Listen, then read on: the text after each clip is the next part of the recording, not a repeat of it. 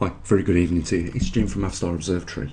Something important I wanted to mention yesterday completely went out of my mind, and yet, it was something big, so I thought, it's well worth doing a quick video now just to bring your attention to something. Before I do, I do appreciate, those few people yesterday that chipped in a few bucks. It gets frustrating here at the Observatory. I spend just briefly, I don't want to, nag and go on, because what I'm going to show you is more important than me going on about the link down there in the description in any case. But it does get frustrating when you've put your heart and soul into something, spent obviously a lot of your own money and a lot of your own time, getting some equipment together to keep people informed of something that nobody else is doing for us. That was really what inspired us to spend 2 years writing the program for the Trimax system.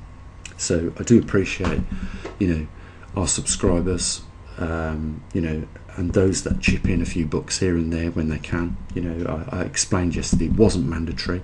It's free for everybody, including people in third world countries that there would be no way I would ever take a coin off any of those with the levels of money which they earn breaking their backs every day.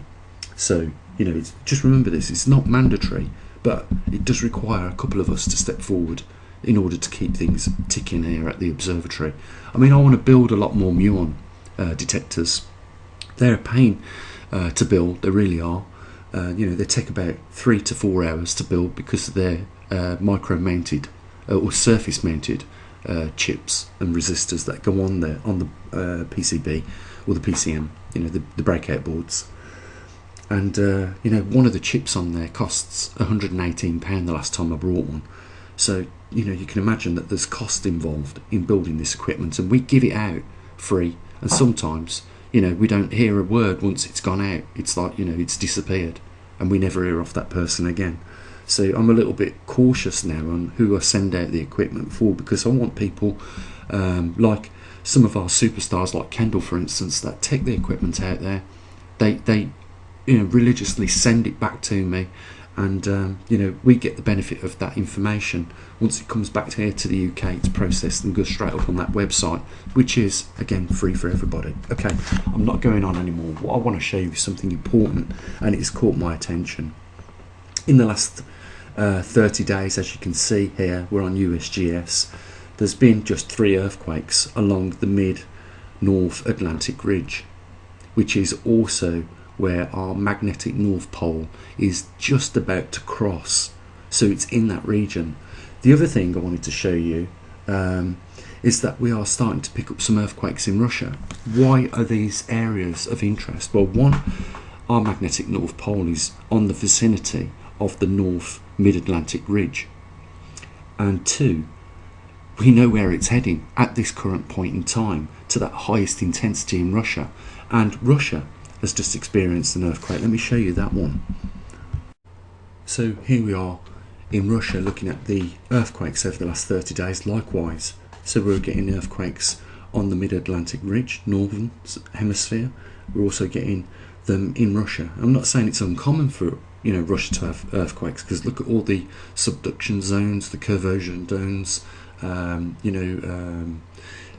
Off the top of my head, I forget. There's 4 of them, isn't there? Subduction, convergence, divergent, and there's another one I can't think of. But there is a lot of tectonics boundaries all around Russia, but some of them are well inland, and I think it's well worth now paying attention to this, because Russia has one of the highest magnetic intensities on our planet. We also know where the magnetic North Pole is over the mid-North Atlantic ridge. I'm not going to draw any conclusions at this point in time. I'm just saying that this is of interest now to me, and I think it's worth just following up what happens in Russia with regards to the magnitude of earthquake, the intensity, the depth, because whatever is happening in our core that generates the magnetic poles also influences other areas and aspects of our planet, like what goes on around these boundaries, these plate boundaries, these tectonic plates that we see, where all them red lines are on this map. So it's obviously of great interest. We know whatever's going on in the core affects the magnetic poles. It also affects, things like earthquakes and volcanic eruptions. Now, there is no increase in volcanic eruptions, and I'm not saying that there is an increase in earthquakes at the moment. I'm just more interested in where they're happening, especially around the mid-Atlantic ridge, because that is where our magnetic North Pole is, just about to leave that region. So it's of great interest. That's why I wanted to bring it to you. I'm sure this has got your interest, because we know how important this is. We know where we are as far as the time scale goes. We would probably expect to see more activity in these things at this point in time as we approach more ever closely to that 40 degrees mark. So I'll just quickly show you that map where the magnetic North Pole is in relationship to the mid-Atlantic North Ridge, and we'll leave it at that, guys. So here is the North Mid-Atlantic Ridge running along here. Here's our magnetic North Pole. This is where those earthquakes have been occurring. So all I'm saying is, all these things could be linked. We know that whatever's running the movement of the magnetic North Pole is something that happens beneath the core, in the core of our Earth. We know that whatever causes earthquakes is obviously in relationship to that. And what we've got is two positions on our planet right now of interest. Because one is where the magnetic North Pole is, and the other one is where the highest intensity is. Are they related? Well, this is something that we're going to have to just wait and see.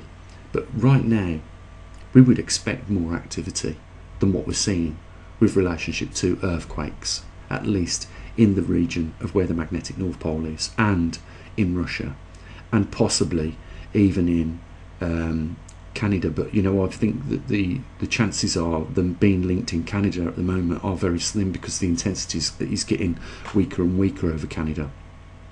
The other thing is, I will show you in the coming days, is the close relationship between where the magnetic intensity is and with relationship to those colder climates on our planet.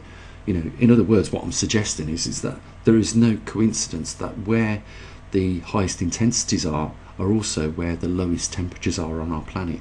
Can you believe that? So guys, I'm going to leave it here. I'll just mention the link. I don't want to upset anybody by doing that. I'm just saying, look, this is a community that I have a strong interest in keeping the information coming from the observatory in relationship to the magnetic North Pole and its behaviour, and a few other anomalies that are going on around the world. And for that reason, if you want to help support us, the link is there. It's not mandatory, remember that. Okay, as always guys, you take care of your loved ones. I'll say what I usually do. Bye for now.